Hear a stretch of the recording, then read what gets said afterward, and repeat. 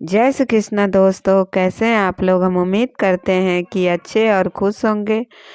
दोस्तों, बहुत पूजा पाठ करने के बाद घर में बरकत क्यों नहीं मिलता है, ये सवाल सबके मन में चलता है। बहुत सारे लोग हैं ऐसे, बहुत पूजा पाठ करते हैं, फिर भी उनको उनके जीवन में बहुत सारी तकलीफ़ें होती हैं। वो अपने तकलीफ़ों से जूझ रहे होते हैं और कहते हैं कि ये हमारे साथ ही ऐसा क्यों होता है। आपने बहुत लोगों को यह कहते हुए और सुना होगा कि मैं इतना पूजा पाठ करता हूँ या करती हूँ, लेकिन उसका पूर्ण फल मुझे नहीं मिलता है। इस कारण वीडियो में हम उसका कारण बताएंगे। असल में जाने अनजाने में कुछ लोग पूजा के दौरान कई तरह की गलतियां कर बैठते हैं, जिसकी वजह से उन्हें पूजा का फल नहीं मिल पाता है और अधूरी रह जाती है। ऐसे में अगर आप गलत विधियों से नियमों के साथ पूजा करते हैं तो इसका विपरीत प्रभाव भी पड़ सकता है। चलिए जानते हैं कि घर और मंदिर में पूजा करने का सही तरीका क्या होता है। तो दोस्तों, सबसे पहले हम आपसे एक रिक्वेस्ट करेंगे कि वीडियो को लाइक ज़रूर कर दीजिएगा। लेकिन उसमें पहले अगर आप भी चाहते हैं कि लक्ष्मी माता का आशीर्वाद आप पर बना रहे, तो इस वीडियो को लाइक और सब्सक्राइब ज़रूर करिएगा। और कमेंट में जय माता दी लिखना मत भूलिएगा, ज़रूर लिखिएगा। तो दोस्तों, किसी भी देवी देवता या भगवान का पूजन करने से पहले स्नान किया जाता है। स्नान के पश्चात शांत मन से भगवान के सामने आसन पर बैठा जाता है। पूजा कभी भी खड़े होकर नहीं करनी चाहिए और ना ही खाली फर्श पर बैठकर पूजा करनी चाहिए।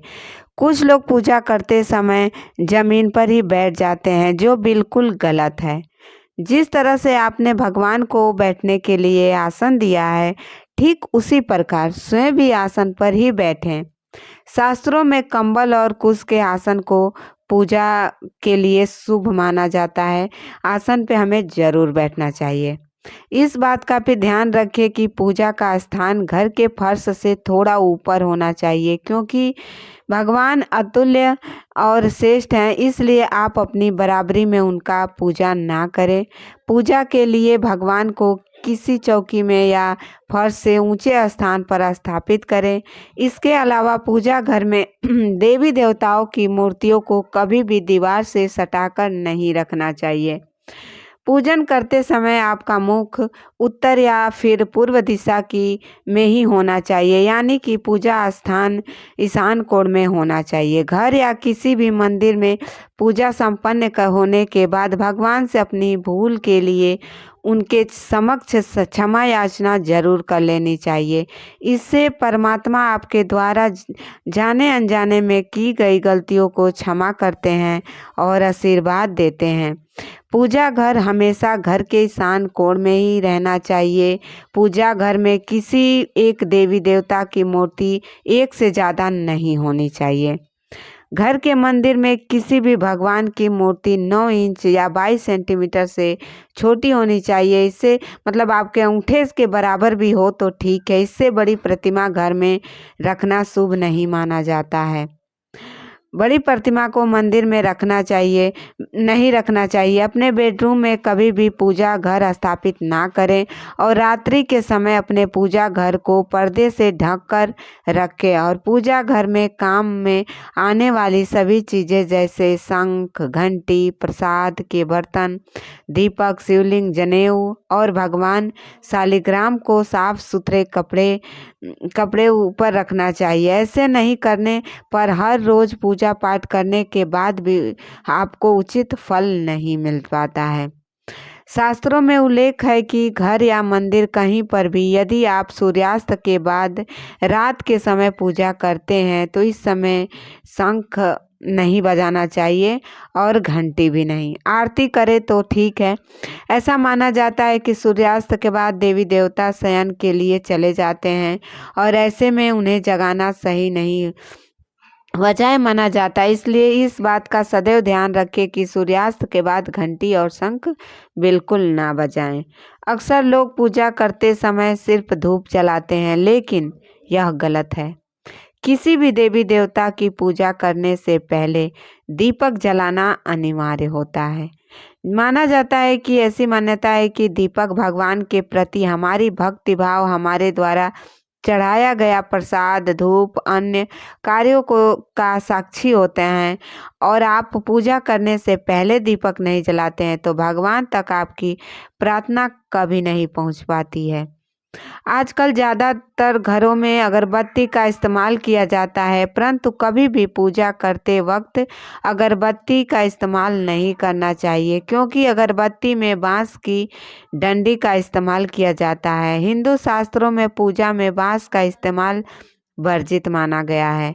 इसलिए हमेशा पूजा घर में दीपक का इस्तेमाल करना चाहिए और धूप बत्ती का इस्तेमाल करना चाहिए।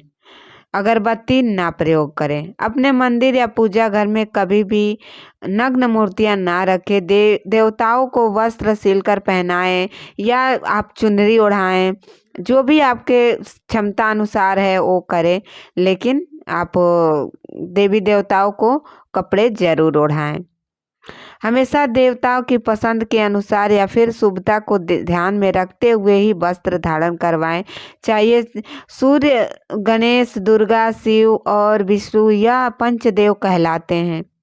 इनकी पूजा सभी कार्यों में अनिवार्य रूप से की जाती है।